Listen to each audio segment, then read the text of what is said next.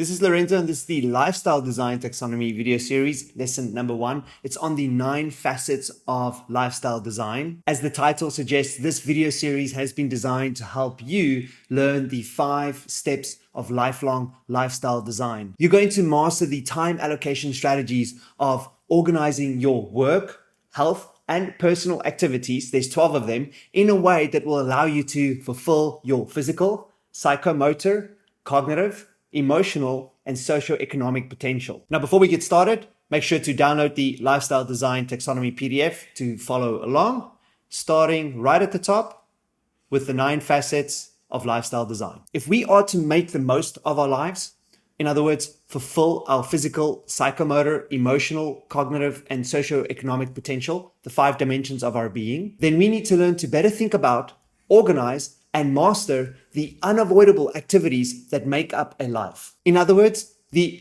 12 maintenance, growth, and leisure, work, health, and personal-based life activities. Now, in order for us to make the most of this taxonomy as our guide in our 5-step lifestyle design process, we all need to gain a basic understanding of the 9 facets that make up this taxonomy, as well as the relationships between them, starting with our time allocation domains. Now, one of the most useful ways that we can think about our time is not in terms of time management, but life management. Life is made up of activities and change in those activities. So we don't really manage time. We manage life activities. I've therefore come up with a model and believe that a life is made up of 12 universal and unavoidable activities of life or daily living. These life activities are either personal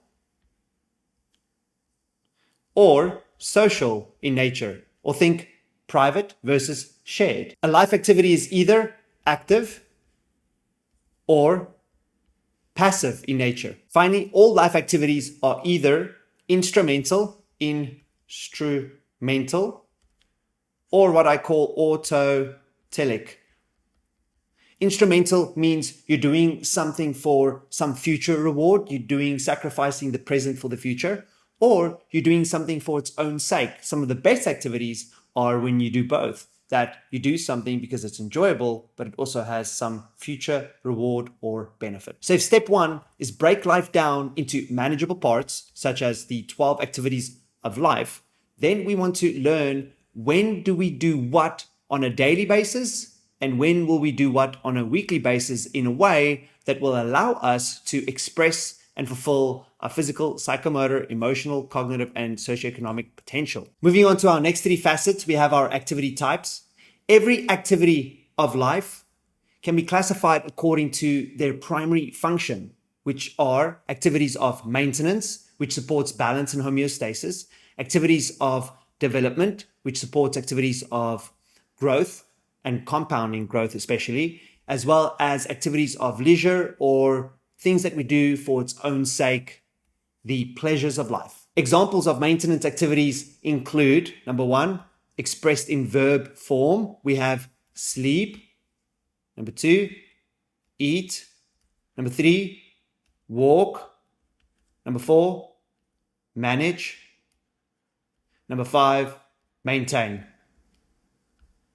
The first 3 of activities, sleep, eat, and walk, are activities of health that help to maintain our physical bodies. Manage refers to the management or communication with others, which is something we constantly have to maintain in the area of our work to help us maintain our emotional and socio-economic standing. Maintain refers to personal maintenance, such as home affairs, personal administration, personal finance, personal hygiene, which is a personal maintenance activity serving to maintain our bodies as well as our emotional and socio-economic well-being. Examples of development activities include solve, as in solving problems. Number 2, learn, as in studying or knowledge acquisition. Number 3, as in to serve or your performance.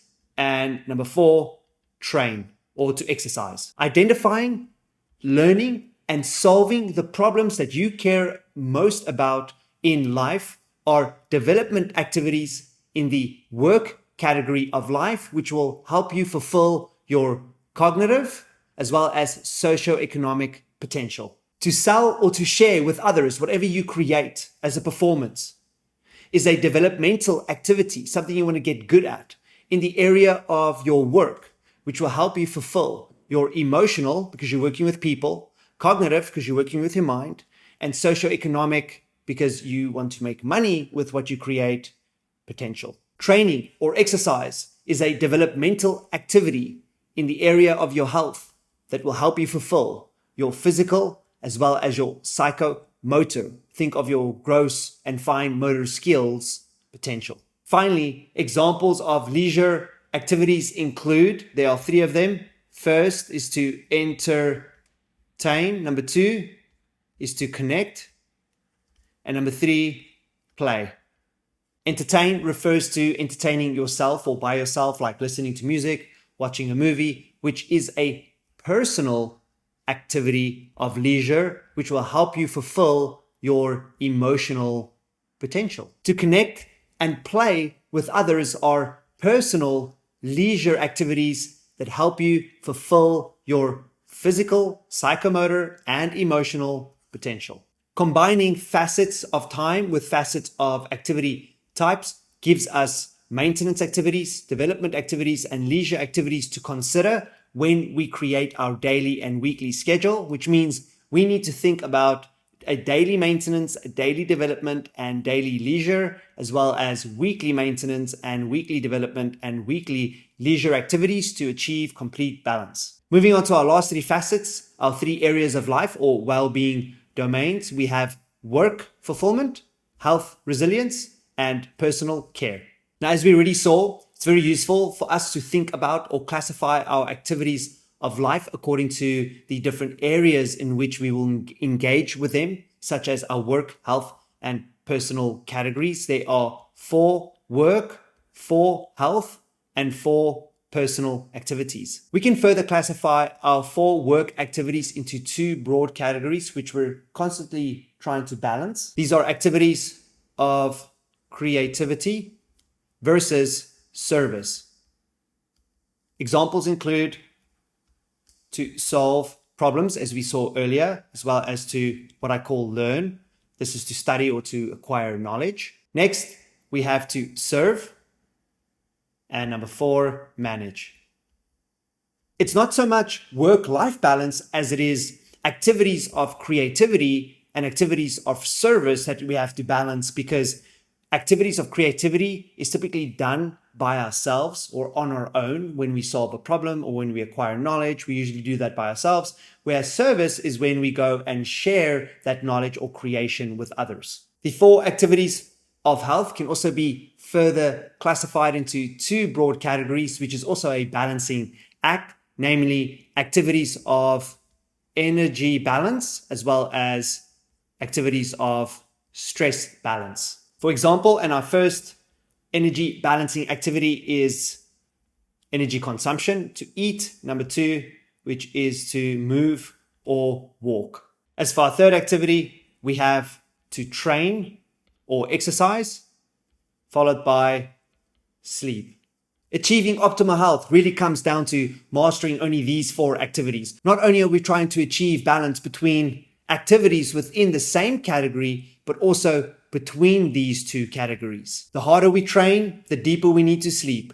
The more we eat, the more we should move. Finally, for our last 4 activities in the personal care domain, which we can further classify according to personal or private versus social or shared experiences. Number 1, we have to maintain. We saw this earlier. Maintain refers to personal hygiene, home affairs, personal finance. And number 2, we have to entertain. Number 3, in the social category, we have to connect. Think of spending quality time with someone, either in a group or one-on-one. And number 4, which is to play. This can be both a physical game or a mental game or a board game. Again, it's not so much about achieving work-life balance as it is about achieving our own personal social balance. No matter how extroverted you are, everyone needs some time for themselves. And no matter how much time you like to spend with yourself, every now and then we need to connect with others. Together, Facets of Well-Being and Facets of Time gives us 4 work activities, 4 health activities, and 4 personal activities. In other words, a daily work schedule, a daily health schedule, and a daily personal schedule, as well as a weekly work schedule, a weekly health schedule, and a weekly personal schedule. Also, if we combine facets of well-being with facets of activity types, we have 1 work maintenance activity, we have 3 work development activities, and 0 work leisure activities. We have 3 health maintenance activities, we have 1 health developmental activities, and 0 health leisure activities. Finally, and as you'll see, we have 2 personal maintenance activities and 2 personal leisure activities. So in summary, these are the 9 facets of timeless lifestyle design that will allow you to create a daily and weekly work, health, and personal schedule or life plan to follow that will make fulfilling your physical, psychomotor, emotional, cognitive, and socioeconomic potential effortless and easy. Well, mostly.